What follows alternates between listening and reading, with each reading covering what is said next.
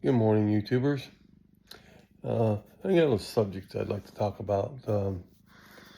It's an experience that I've went through, and it still gnaws at me that it happened. But I am a federal employee, retired, and I did 8 years military time. Now they call this buyback whenever you retire. That 8 years in the military gets added on to your civilian employment.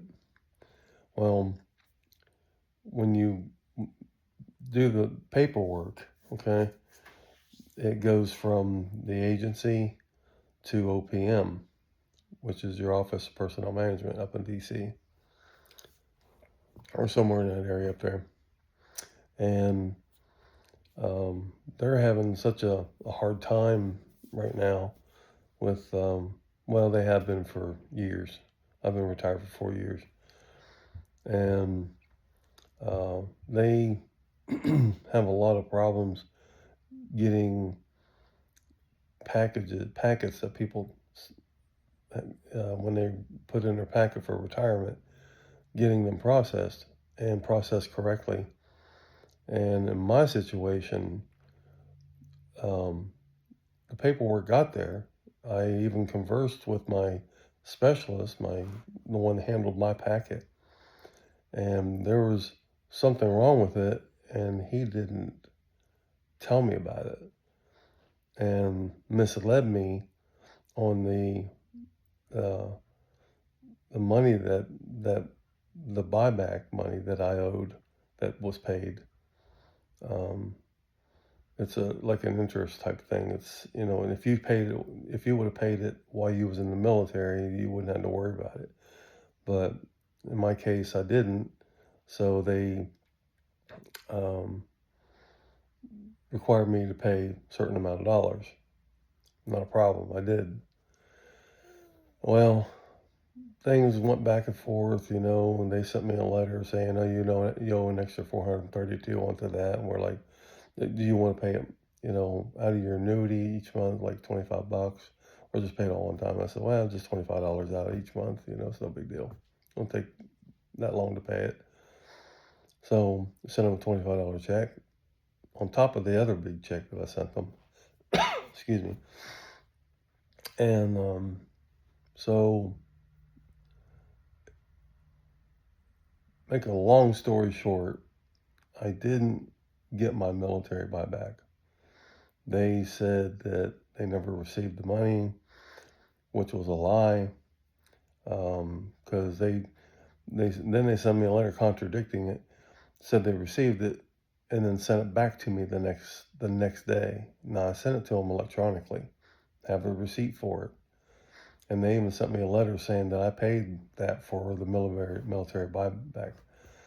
And so they screwed me basically, and I sent them a letter. Trying to contact these people is virtually impossible. Now, my retirement is half of what it should be. And so I got a letter from them here not long ago, about a month ago, in reference to FEHB insurance, health insurance, and that I didn't have enough annuity to be able to pay my half, or my, I guess, 20% or whatever it is. I'm not really sure how much percentage it is that we pay out of our pocket, and then they pay the rest of it. And okay, if the rates went up, fine. I mean, there's nothing I can do about it. Apparently, I've been kind of going each year, past 4 years, paying, the cost of living increase would cover it, the increase on the insurance. Well, the insurance last year was over 10% increase, and then this year was 12, I think it was 12.3%, 12.2. So, but when they sent me that letter that told me that I would have to fill out this form and elect to keep my policy that I have now and have NFC take care of it, so they would pass it on to NFC. NFC would bill me, and then and then OPM would just pay me what they normally took out for my insurance out of my annuity. Then I would just pay NFC directly, basically an insurance bill, and then they covered the other half. Okay. But that same day I got that letter, I got another. It was basically a statement showing me what my um, annuity was, all my deductions, taxes, health insurance, and dental. So I thought, well, that's kind of weird. They're telling me this. Now, whenever, every year, you know, um, we have the open policy thing, where you go in and say, well, I want to change your policy. You have a chance to do it or cancel whatever it is you want to do. So I just never do anything. I just let it roll over and keep it going. That's what most people do if they don't want to change their insurance or their plan. And so I'm like, well, this is contradictive.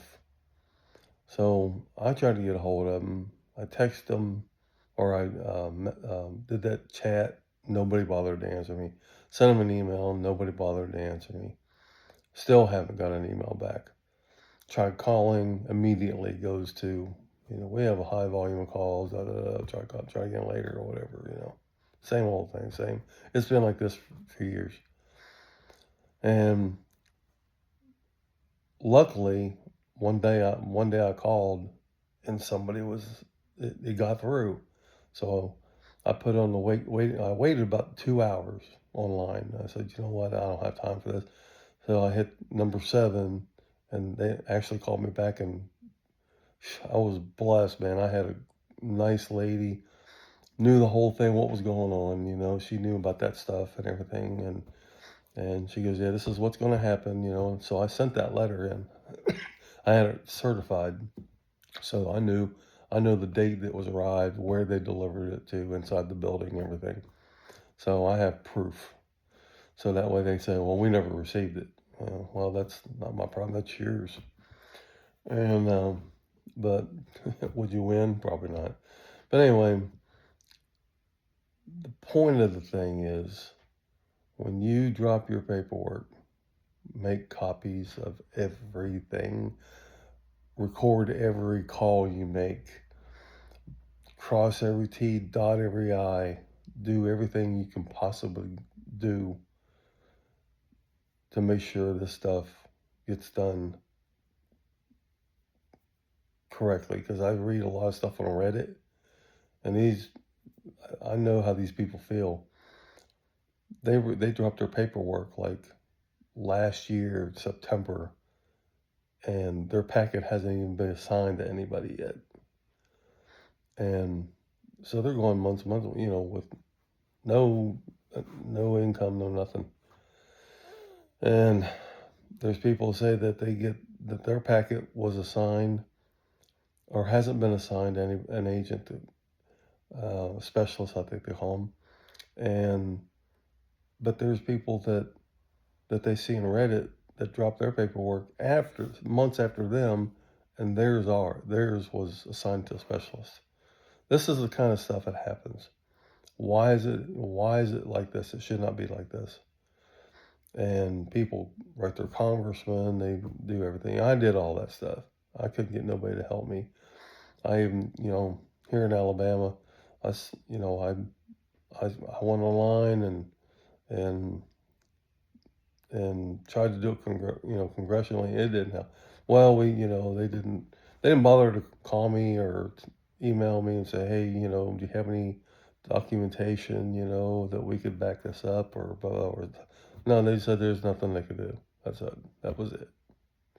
I'm like, well, that was a waste of my time. So, who I'm gonna vote for. And so, just like I said, I didn't mean for this video to be this long. I know it'd be short, but I just had to get that out there, try to help people out, that are retiring. regardless whether it's federal. I don't know what it's like with other stuff, but with civilian companies or whatever, I don't know. But just be careful, and I hope this video helps somebody, and anything I can come up with, I think about or something, I'll let you all know. So uh, hope you all have a blessed day, and hit that like button, and share this. This might be helpful for people. So and subscribe. I get some good information I can give you. See you later.